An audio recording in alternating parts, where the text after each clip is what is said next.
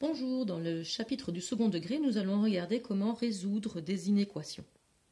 Alors, on va prendre d'abord une première inéquation qui est moins 2x carré plus 7x qui doit être plus petit que 6. Et donc, on nous demande de chercher les valeurs de x pour que moins 2x carré plus 7x soit strictement plus petit que 6. Alors, répondre comme ceci, sans graphique, on ne saurait pas. On ne sait pas, ou alors il va falloir faire des essais-erreurs, etc.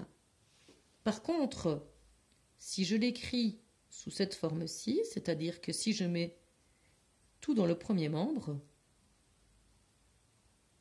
ça, je peux résoudre. Alors, comment est-ce que je peux résoudre? Parce que je suis en train de me demander quelles sont les valeurs de x pour que tout ceci soit négatif. Or, une fonction du second degré, je sais trouver son signe. Je sais où elle est positive et négative.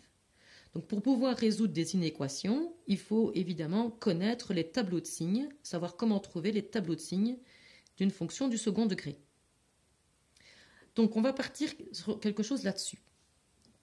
Pour pouvoir faire le tableau de signes, on doit chercher les racines. Donc je vais chercher la racine de moins 2x carré plus 7x moins 6 égale 0. Je vais utiliser la méthode du réalisant, où je vais avoir b carré moins 4ac. Et quand je fais le calcul, je vois que ça me donne 1.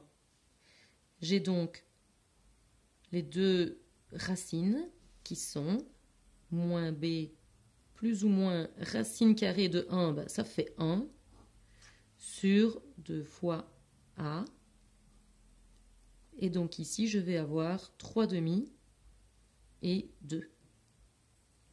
Je vais donc écrire le tableau de signes de moins 2x carré plus 7x moins 6. Alors, d'abord, avant d'écrire le tableau de signes, je vais faire rapidement un petit graphique. Donc, en 3 demi et en 2, j'ai les racines. Je vois que 1 est négatif, donc j'ai quelque chose qui va ressembler à ceci. Donc, je vais indiquer les racines dans l'ordre croissant, 3 demi et puis 2. Je vois que ça s'annule à cet endroit-là. Et je vois que c'est négatif, puis positif, puis négatif. Ça tombe bien, c'est donc le signe de A, qui est moins 2, à l'extérieur, et le signe opposé à l'intérieur. Une fois que j'ai fait ceci, je vais voir quelle était la question. Et la question me demandait quand est-ce que cette fonction est négative. Alors, quand est-ce que cette fonction est négative? Ben, je le vois. Ici et là, cette fonction est négative. Et dans le tableau de signes, je l'ai ici et là. Maintenant, elle ne peut pas être égale à 0. Je n'ai pas le égal à 0, donc je dois m'arrêter. Je ne peux pas aller jusque-là. Et ici, je dois m'arrêter aussi. Je ne peux pas prendre cette valeur-là avec. Donc, les y vont être négatifs. Mais la solution que je dois écrire, ce sont les valeurs de x. Quelles sont les valeurs de x pour que tout ceci soit négatif? Les valeurs de x, elles sont au numérateur. Pardon, elles sont dans la première ligne. Alors, qu'est-ce que je vois? Je vois que ça doit être plus petit que 3 demi. Puisque ici, je les ai mis dans l'ordre croissant. Ça veut dire que x doit être plus petit que 3 demi. Donc, je dois aller de moins l'infini jusque 3 demi. 3 demi que je ne peux pas prendre. Crochet ouvert. Et puis, je dois recommencer à 2, mais que je ne peux pas prendre, jusque plus l'infini. Voilà ma solution. Autre exemple. 4x carré moins 20x plus 25 doit être plus petit ou égal à 0. Je vais chercher les racines pour pouvoir faire le tableau de signes. Donc, la racine de moins 4x carré moins 20x plus 25 égale à 0. Je vais par exemple utiliser la méthode du réalisant. Moins 20 au carré, moins 4 fois 4 fois 25. Et je vois que ça donne 0. Donc en fait, ceci, c'est un trinôme carré parfait que je n'avais pas vu. C'est pas grave. J'ai donc les deux racines qui sont semblables, qui sont moins b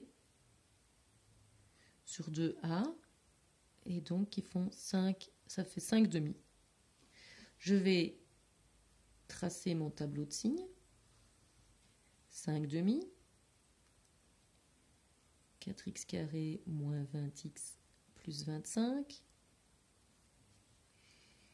Si je fais rapidement le graphique de ceci, ici j'ai 5 demi, je vois le A est positif, donc je vais avoir quelque chose comme ceci, et donc il le touche en un seul point qui est 5 demi. Donc voilà à quoi va ressembler à peu près la fonction. Donc ici, y vaut 0, avant et après, y vaut le signe de A, donc plus et plus. Et donc, qu'est-ce qu'on me demandait ici? Donc une fois que j'ai fait ceci, je dois retourner voir la question. Plus petit ou égal à 0, donc je suis en train de chercher tout ce qui est négatif ou 0. Bon, ben je n'ai pas de négatif, j'ai juste 0. Alors ici, ben, je suis dans un cas où la solution, ce n'est juste qu'une seule valeur, ça ne marchera que pour une valeur de x qui est 5 demi. Et comme je n'ai qu'une valeur, je ne mets pas des crochets, mais je mets des accolades. Encore un exemple. 8x carré plus 2x doit être plus grand ou égal à 3x. On ne voit pas bien le égal, mais il y a un égal. Voilà. Alors de nouveau, ici, je ne sais pas dire quand est-ce que x, quelles sont les valeurs de x pour que 8x carré plus 2 soit plus grand ou égal à 3x. Il faut tout mettre dans le premier membre. Et donc, je suis en train de chercher quand cette fonction du second degré est positive ou nulle. On va chercher les racines.